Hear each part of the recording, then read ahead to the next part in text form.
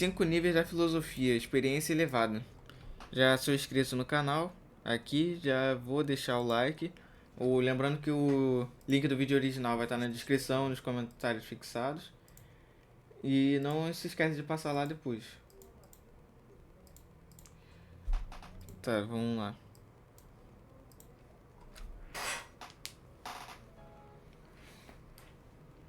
Você tem 14 anos. Deixa eu aumentar aqui.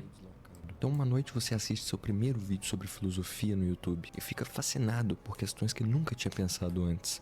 Ou talvez seja o oposto. Você sempre se questionou sobre tudo e finalmente descobre que existe um campo inteiro dedicado a isso. Você começa a perceber que a filosofia está estruturada em camadas de profundidade. Nessa época você também começa a prestar atenção em como pensa sobre o mundo. Nunca tinha considerado que existem níveis de compreensão filosófica, mas agora se sente atraído por essa jornada de aprofundamento intelectual. Também começa a se sentir especial por estar explorando algo que vai além do senso comum. Você se cansa. Sim, é interessante, né? Esse fenômeno que a gente nunca aprende na escola e começa a se interessar na escola, né? Talvez porque o modelo educacional que a gente tem hoje meio que proporcionou isso pra gente, né? A gente tem, sei lá, hoje não é nem mais obrigatório ter filosofia no ensino médio. Filosofia que deveria ser uma matéria desde o fundamental, só tem só tem no ensino médio e agora não é nem mais obrigatório, né? Você tem uma aula de 45 minutos e é isso, né? Tanto filosofia quanto sociologia. É um tempo que não dá pra falar nada, não dá pra fazer nada, não dá pra desenvolver o interesse no aluno. Eu mesmo comecei a me interessar por filosofia. Eu acho que, sei lá, um ano depois que eu. Um ano não, um mês, 2 meses depois que eu saí do ensino médio. E foi com vídeo no YouTube, né? É impressionante, assim, que no ensino médio eu nem me importava com filosofia em si, sociologia, né? Eu até me interessava por alguns assuntos, mas eu não queria saber muito mais a fundo. Eu queria saber de outras matérias. Sempre preferi. Minha matéria favorita sempre foi matemática e química, desde que eu comecei a estudar, apesar de gostar de outras matérias, tipo história e geografia. A que eu mais gostava geralmente era de exatas, né? Mas filosofia e sociologia é uma matéria que eu nunca nem me importei, né? No ensino médio. O que mostra, né? Como que dá pra gente pensar como que isso é planejado para o aluno não querer se interessar nisso, porque filosofia e sociologia, né? Você vai abordar vários e vários assuntos da sociedade que a maioria das pessoas não querem saber e que, se soubessem, iriam conseguir desenvolver muito mais e criticar muito mais coisas que elas criticam hoje que ficam só no senso comum. Não sem, o senso comum tem sua importância, obviamente que tem, mas a gente precisa questionar tanto os nossos conhecimentos quanto o conhecimento de senso comum para avaliar se realmente é a verdade ou se não é a verdade, né? Que o foco da filosofia sempre foi esse, a busca pela verdade e por uma vida em busca da felicidade, né? Da eudaimonia, para você viver bem. Não só você, mas também, de certa forma, a sociedade como um todo, né? Tem diversas e diversas discussões desde a Grécia Antiga sobre isso, em outros âmbitos, outras regiões também do mundo antigo, e foi passando durante toda a história da filosofia e que não é muito abordado, né? O que hoje em dia é escanteado, que é uma coisa triste. Mas vamos continuar aqui. De apenas assistir vídeos introdutórios, finalmente decide começar a ler textos filosóficos de verdade. E aqui começa uma jornada que poderá mudar sua vida para sempre. Ixi, tá baixo. Deixa eu aumentar aqui então. Eu acho que eu esqueci de aumentar no computador. Esqueci, pronto. Agora eu acho que vai.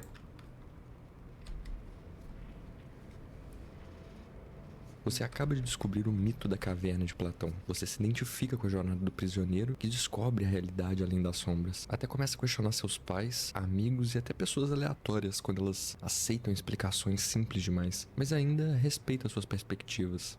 Às vezes você lê livros em público e sabe que parece profundo com seus textos densos, expressão concentrada, mas ainda não entende completamente os argumentos que está encontrando. Mas parece um novo território que expandirá sua compreensão sobre a realidade. Se você chegou até aqui, provavelmente avança para o nível 2. Sim. Esse nível é estranho, parece incompleto e está completamente vazio de certezas. E neste nível de filosofia é exatamente isso que está acontecendo. Você começa a se questionar não apenas se as coisas existem, mas se importa que elas existam. Aqui você já está imerso em questões sobre conhecimento e realidade. Descartes e seu penso logo existo se torna seu mantra. E agora você não é apenas um questionador, é um cético metodológico. Dúvida pura em sua forma mais primitiva, crua e sistêmica, construída a partir das partes mais profundas de suas suposições não questionadas, sem dogma, sem fundações sólidas e sem respostas definitivas, borbulhando a superfície como uma base sobre a qual todos os outros níveis filosóficos serão construídos. No entanto, nesse estágio, o que você experimenta é apenas o começo da verdadeira investigação filosófica. E é nessa época que você descobre o terceiro nível. Assim, interessante que esse nível, sempre que você vai estudar alguma filosofia, alguma escola filosófica, sempre vai parar esse nível. Quando você vai começar a estudar uma coisa nova, é sempre esse nível que você vai se deparar, né? A incerteza, a dúvida, o que você está buscando exatamente dentro daquela perspectiva, dentro daquela filosofia, o que você está buscando para você saciar uma curiosidade, uma dúvida, um, um pensamento que não te deixa dormir à noite, é uma dúvida que persistente e insistente que não te deixa, que sempre está te questionando e fazendo você pensar sobre isso, né? É muito interessante essa parte e sempre vai cair num outro nível, que é você começar a ter certeza de certas coisas que você vai que mais pra frente vão se revelar falsas ou verdadeiras, né? E que você vai e que mais no futuro, né, com essas certezas você vai perceber que você não está completamente certo e vai quebrar a cara. E depois disso você vai no processo de querer estudar mais e mais de novo, até você ter um conhecimento que consiga te satisfazer, porque o conhecimento filosófico nunca vai ser o suficiente, né? Pelo menos para mim é assim, né? E eu analisando outras pessoas, né, conversando com outras pessoas, parece que é sempre essa questão que sempre paira, né? É a dúvida persistente e a busca de conhecer o que realmente se manifesta de forma verdadeira no mundo. É uma coisa muito interessante essa questão. Mas vamos continuar aqui. O terceiro nível envolve sistemas éticos complexos. Kant, Hegel e Aristóteles não são apenas nomes, mas arquitetos de estruturas morais inteiras. Você não lê todas as suas obras, mas ensaios e capítulos aqui e ali. Fica quase sobrecarregado com tantas tradições filosóficas diferentes que existem. Você começa a passar horas debatendo ética e epistemologia, mesmo que na própria cabeça. Quando conversa com pessoas que tomam decisões sem reflexão filosófica, você se encontra se sentindo intelectualmente superior. Tudo que dizem sobre certo e errado parece simplista e não examinado. Além disso, realmente ama essa exploração nessa época e provavelmente quer estudar filosofia na universidade. Você não apenas absorve diferentes escolas, mas tenta sintetizá-las. Não percebe o quão pretensioso isso soa e obviamente está convencido de que a filosofia acadêmica é o auge do conhecimento humano. Sim. É uma coisa surreal. Tanto que assim, antes de entrar pra faculdade de filosofia, eu tava pensando se eu fazia gastronomia, né? Ou se eu fazia filosofia. Gastronomia, depois eu fiquei por uma vaga de passar em gastronomia. Aí depois no SISU.2 do ano que eu entrei, eu pensei, pô, gastronomia eu posso trabalhar na área sem ser formado numa faculdade. Eu posso fazer cursos profissionalizantes. Então vou fazer filosofia. Porque é uma coisa que eu sempre quis fazer, né? Desde que eu comecei a estudar filosofia. Muito por ter esse imaginário, né? E assim, por mais que não seja completamente verdadeiro, não seja o ápice da sabedoria humana, estar na Universidade de Filosofia, né, te abre muita. Por ter muito professor preparado e que tem anos e anos de conhecimento e tem uma especialização muito grande, né? Eles têm. Parece meio que esse auge da filosofia, esse ápice. E eles vão te guiando, vão te orientando, vão te apresentando outras ideias, outras perspectivas, outras filosofias que você talvez não fosse conhecer se você só estudasse sozinho ou se você é, estudasse com um grupo pequeno, por exemplo, fizesse um grupo pequeno e começasse a estudar filosofia. eles, esses professores elevam o, o nível e também você vai começando com vai conversando, dialogando com outras pessoas que vão te ajudar a desenvolver também a sua própria perspectiva filosófica e analisar os argumentos de outros filósofos, né? Tanto do seja antigo, medieval, moderno, contemporâneo, enfim.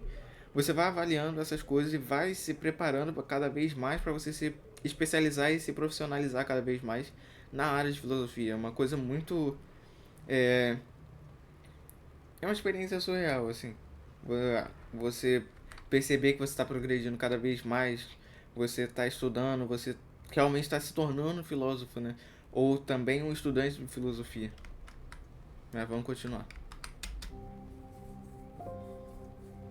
Nesse nível, você descobre a filosofia continental e pós-moderna. Tem pilhas de textos sobre fenomenologia, existencialismo e sobre o mundo atual. Começa a questionar não apenas o que sabemos, mas como sabemos e por que certas formas de conhecimento são privilegiadas. É simultaneamente libertador e desorientador. Não consegue mais aceitar declarações simples sobre a realidade sem analisar suas estruturas de poder subjacentes. Mas também certos momentos de insights de fenomenológico podem fazer você se sentir conectado com a experiência pura. Oscila entre clareza radical e relativismo paralisante. Você também descobre tradições filosóficas não ocidentais, budismo, taoísmo, filosofia islâmica. Textos sobre a consciência não dual e experiência mística abrem um mundo completamente novo, mas você está longe de integrar essas perspectivas com a sua formação ocidental. Finalmente acredita que dominou os fundamentos filosóficos principais. Não há mais escolas de pensamento para explorar. Você começa a sentir uma insatisfação crescente com a filosofia puramente acadêmica, que é Assim, só pausando. Assim, ele acabou não falando também, mas a filosofia indígena também, você acaba estudando também quando você vai explorar outras áreas da filosofia. Mas assim, é, eu acho que ele deu uma pulada bem grande, né? Tipo, porque escola acadêmica tem muita pessoa que tá há anos na área de filosofia e nem todos passaram por todas as escolas, né? Pô, só pensar no período helenístico, eu acho que tem 6, 7 escolas muito aprofundadas. Tem os pré-socráticos também e as escolas deles, né, que foram desenvolvendo depois, tem muita escola. Os socráticos também, né, antes do período helenístico. Pô, tem muita história, tem muita escola filosófica que dá para estudar. Quando você começa a ir para outras áreas, você não vê só um ou dois filósofos, você não vê uma ou duas escolas de cada grupo não que não está no cânone ocidental, né? Então, de filosofia indígena não tem uma só escola. Escola assim, entre aspas, né? Não tem só um filósofo indígena, não tem um filósofo só islâmico, você não tem só um filósofo oriental de forma geral, não, sem falar de outras divisões. Então, eu acho que nesse sentido, né, ele tá falando que você cansa, né? Disso, eu acho que isso daqui é verdade. Você acaba cansando da mesma metodologia de estudo que você pode ter de filosofia de forma geral. Mas você geralmente muda. Pelo menos eu fiz isso, né? Eu mudei as formas de analisar filosoficamente. Eu dei um tempo de algumas escolas filosóficas, eu fui estudar outras de outro período bem distante. Essa diferença vai ajudando você a dar uma descansada, você voltar para estudar e tal outras filosofias, né? Porque se você estudar demais e demais, você só sobrecarrega, né? Então tem que ir aos poucos também.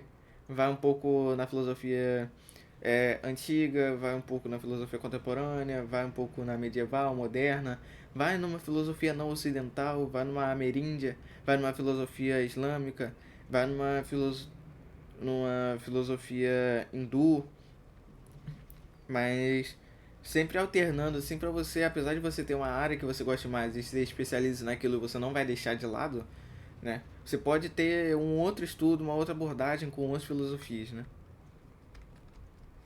viver filosoficamente, não apenas estudá-la teoricamente. Às vezes até sente vergonha da sua fase de arrogância intelectual anterior. Ler teoricamente Com a filosofia, não voltar há um mais pouco aqui. escolas de pensamento para explorar. Você começa a sentir uma insatisfação crescente com a filosofia puramente acadêmica. Quer viver filosoficamente, não apenas estudá-la teoricamente. Às vezes até sente vergonha da sua fase de arrogância intelectual anterior. Lê sobre como diferentes culturas abordam a sabedoria e se convence de que a filosofia ocidental perde algo essencial. Sabedoria é experiência vivida, não apenas análise conceitual. Assim, interessante que no, na filosofia antiga não se separava vivência de a prática da teoria, né? Se você pregava assim, né? Você defendia, argumentava uma coisa, você vivia daquela forma, né? Eu acho que um caso mais emblemático, os dois, na verdade, mais emblemáticos é Diógenes o Cínico, né? O Diógenes o Cão, que ele era é, um filósofo cínico, né? E ele fazia exatamente tudo que ele defendia, argumentava, ele fazia. Viver com o mínimo, sem viver com o mínimo, só o que realmente era necessário. Tem um exemplo disso é a anedota dele, né? De que ele sempre andava com um cajado, uma manta e um copo, né? Não. Eu acho que era mais ou menos isso. Eu não me lembro exatamente. Mas ele andava com três coisas. Quando ele viu um menino pegando água, né, e levando pra boca pra beber, na mesma hora ele jogou o copo fora, porque aquilo não era necessário para ele viver, né? Então, é, ele fazia exatamente o que ele vivia, né? Ele vivia exatamente o que ele falava, né, para fazer. E é uma coisa que foi se perdendo na tradição filosófica, infelizmente, que é essa questão de você não ser hipócrita, né? De você falar uma coisa e você viver essa coisa, ou pelo menos buscar viver essa coisa. O que é bem difícil, né? Por um lado é bem difícil, mas o outro você tem uma recompensa que prova a sua a sua a sua tese, né? De maneira prática também, além da teoria, de maneira prática. Apesar de eu achar que teoria e prática são coisas não separáveis, né, de maneira geral, o demonstrava de maneira prática o que você argumentava na sua tese e na teoria, né? Uma coisa que eu tento fazer, né, como filósofo, uma coisa que eu tento fazer é trazer as coisas que eu estudo e as teorias práticas, como ele está fazendo no vídeo, né, de maneira prática no, na minha vida, né? Então, por exemplo, eu se eu estou desenvolvendo uma pesquisa sobre amizade, né? Então, os conceitos de amizade que eu vou desenvolvendo durante essa pesquisa, eu vou transformar isso na minha vida, vou incorporar isso na minha vida e vou desenvolver. Como eu já fiz, eu apesar de não ter escrito, provavelmente não vou apresentar nessa pesquisa, eu desenvolvi um conceito de como você conhece, né, as pessoas e se tem amizade, né? Até você chegar no processo de amizade. Então, é desconhecido, conhecido, colega de algum lugar, colega, e aí sim amigo, né? Esse processo até do desconhecido até chegar ao amigo é um processo. E você vai classificando as pessoas da sua vida e dando prioridade para essas pessoas conforme elas se apresentam, né? Dessa mesma maneira, né? Amigo, colega, enfim. É um jeito que eu encontrei de passar isso da teoria que eu estou estudando para de maneira prática, né? Porque apesar da teoria dar muitos artifícios para você analisar de maneira crítica a realidade, nada adianta se você não colocar em prática, né? Mas vamos continuar aqui. Finalmente você atinge o nível 5, onde descobre que todas as tradições filosóficas apontam para o território experiencial além do pensamento conceitual. Filosofia perene, misticismo comparativo e os estados não ordinários da consciência abrem uma dimensão completamente nova. Você recupera sua paixão pela filosofia, mas agora seu foco se volta para a transformação direta da consciência e práticas contemplativas. Mesmo depois de anos estudando filosofia, sente que apenas arranhou a superfície da sabedoria real, nem mesmo integrou adequadamente os insights que encontrou ainda. Começa a ter experiências que desafiam suas categorias filosóficas anteriores. Finalmente entende que a filosofia verdadeira, espiritualidade, arte e ciência profunda convergem no mesmo território. Sabedoria Sim. não é algo que você acumula, mas algo que você se torna. É um estado de ser que transcende as categorias usuais do conhecimento, quase como acordar de um sonho conceitual.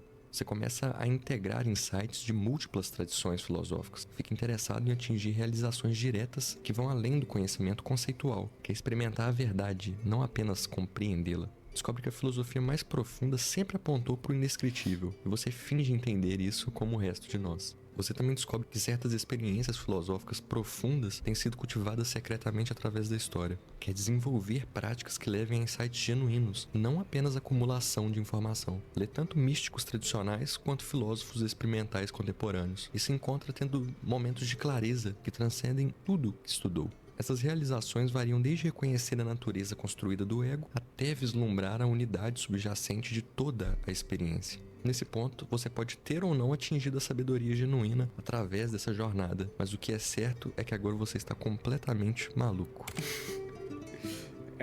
Isso daí, esse final, principalmente, é verdade. Mas assim, eu acho que é mais ou menos isso. Os pontos de espiritualidade, pesquisa profunda e a filosofia vão se entrelaçar exatamente nesse ponto e vai abordar outras formas, outras áreas de estudo, na verdade, que não abrange só a filosofia, mas a filosofia perpassa esse, esse limite, essa fronteira de contato com essa fronteira de contato apenas com ela própria, mas ela vai para a psicologia, para a área de psicanálise, psicologia social, é, é, terapia cognitivo comportamental, psicologia analítica, vai perpassando por essas outras camadas que vão trazendo outras camadas de complexidade para a própria filosofia e para a área de conhecimento. Então isso acontece com a psicologia, isso acontece com a sociologia, a antropologia, ciências sociais de forma geral, também vai perpassar pela matemática, pelo estudo de física, química, da biologia também. Porque assim, o Tratado sobre a Alma de Aristóteles é muita coisa tentando entender o corpo humano também e como que o corpo humano relaciona com a mente, né? Apesar de não ser exatamente as coisas que ele tenta, que ele apesar de não ter esses conceitos tão bem desenvolvidos na Grécia Antiga, ele tenta explicar como que funciona a visão, o tato, os cinco sentidos, como que funciona a mente, né, a psique. Então, vai perpassando por essas coisas também, desde a Grécia Antiga até o mundo que a gente está hoje, né? Agora a gente tem filosofia da mente, tem outros estudos sobre psicanálise, psicologia analítica, do próprio âmbito sociológico. Tanto que eu achei estranho ele não ter falado sobre as experiências sociológicas, né? Da sociologia, a relação do eu com o outro, né? A relação entre a sociedade como um todo. Ele não estranhar nesse processo, né, que ele falou, a pessoa não estranhar que relação social eu tô tendo com essa pessoa, né? O que que essa pessoa significa para mim? O que que é o amor? O que que é essa relação que nós estamos tendo aqui entre eu e meu pai, entre eu e minha irmã, entre eu e esse amigo, né? O que exatamente significa nós sermos amigos? O que significa esta categoria de relação? Né? Eu acho que essas dúvidas, esses questionamentos que você vai desenvolvendo, vai aprimorando, você vai buscando argumentar cada vez mais, faz parte desses níveis de filosofia também. E assim, em toda área de. E assim, esses níveis de filosofia também que o Experiência Elevada apresentou nesse vídeo, acho que vai perpassando por toda a história, toda a sua trajetória na filosofia, né? Você vai. Você chega no final, mas você ainda tem um resquício de um nível, de um outro nível, uma dúvida, uma paixão maior pela filosofia, um certo. Deixa eu me abster um pouco, né? Certo cansaço, deixa eu me abster um pouco, deixa eu viver mais de maneira prática. Você vai vivendo essas coisas, eu acho que é muito. Por isso que filosofia é tão bom. Você nunca vai estar satisfeito com o conhecimento que você tem, você sempre vai querer buscar mais e você sempre vai questionar a realidade como se ela se apresenta para você de maneira crítica, sem. E além disso, você sempre vai perpassando por isso, sempre vai gerar novas dúvidas, novos questionamentos que você vai querer buscar, né? Muito por essa ânsia de você querer entender o mundo. Acho que isso é muito interessante. Mas bom, esse vídeo foi muito bom. Se vocês tiverem mais vídeo para recomendar desse, recomendem. Eu prometo. Prometo não, prometo muito forte. Mas eu vou ver se eu consigo trazer no canal, né? Não se esquece de passar lá no vídeo original, deixar o like, se inscrever no canal dele, do Experiência Elevada. E é isso.